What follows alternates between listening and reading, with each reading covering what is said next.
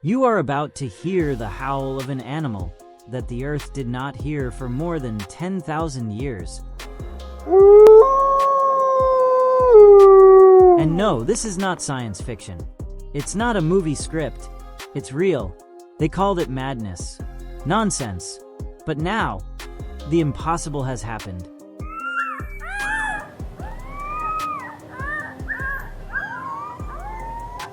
Romulus, Remus, and Khaleesi. 3 names, 3 lives, and a single ancestral cry echoing again among us.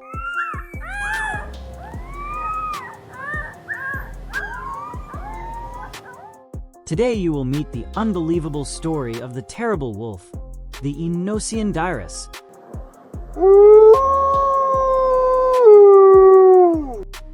A creature that walked alongside the mammoths, defied the ice ages, dominated the Americas, and now, in full 2025, he is back from the dead.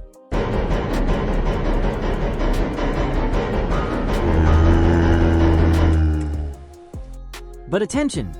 This goes far beyond science. What you are about to discover raises ethical, environmental, and even existential questions. What happens when we challenge the laws of extinction? Are we saving nature or playing God?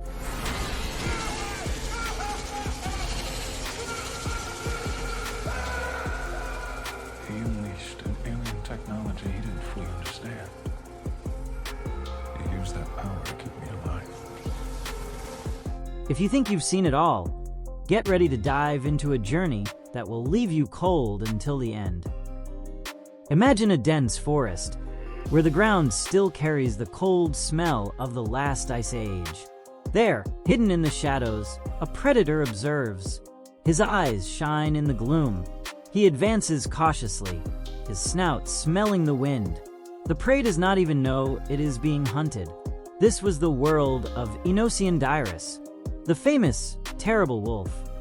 But what made this wolf so terrible? He was not only great, he was immense. He weighed almost 80 kilos, with dense bones, powerful muscles, and a bite that could crush bones easily.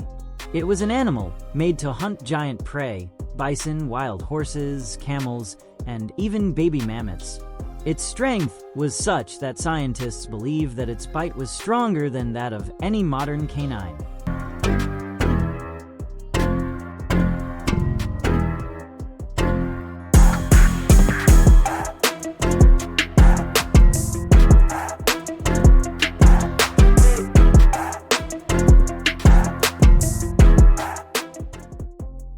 But it was not a lonely monster. Just like the wolves of today, they hunted in packs.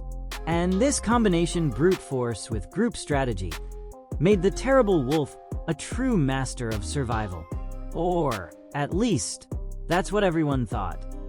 The problem is that even the most feared have a weak point. And in the case of Ecological dirus, it was change. When the planet began to warm up, at the end of the last ice age, its prey began to disappear, and he did not know how to adapt. While the modern wolves learned to hunt smaller animals, diversify feeding, explore new territories, the terrible wolf insisted on hunting animals that no longer existed. Your strength has become weakness. Your specialization became a death sentence. And so, about 10,000 years ago, the last of them fell. The last howl silenced. So far, history gives a twist to the present. In 2025, the company Colossal Biosciences, specialized in biotechnology and genetics, announced something unthinkable.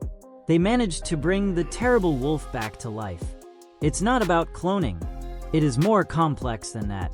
They reconstructed the entire genome of the animal from fossils found in the famous Brea Tar Pits in Los Angeles. And with this genetic code in hand, they carefully edited the DNA of modern wolf species to, layer by layer, resurrect the Ecological dirus.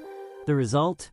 3 live, healthy, and, according to scientists, genetically identical to extinct wolves. They received symbolic names: Romulus, Remus, and Khaleesi. One of them has been recorded howling. The first true howl in more than 10 millennia.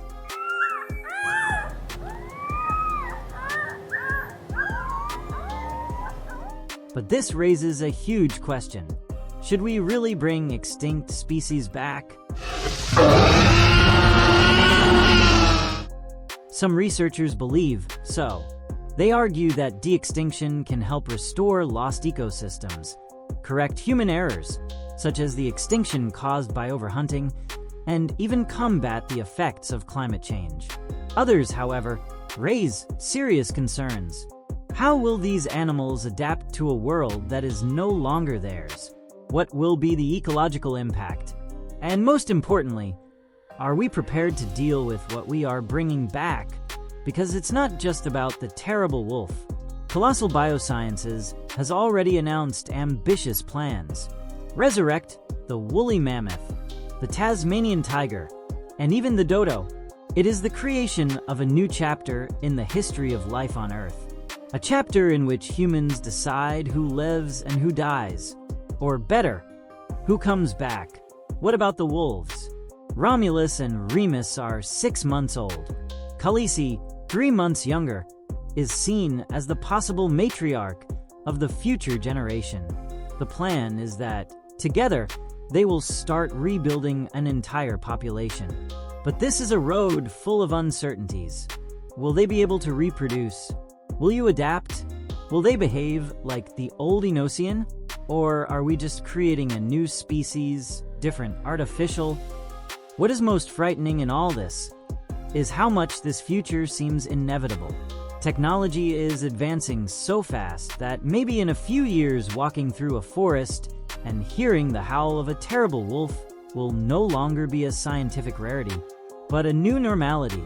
And then the final question is not whether we can bring back what was lost, but yes, are we ready to live with what nature itself decided one day to leave behind?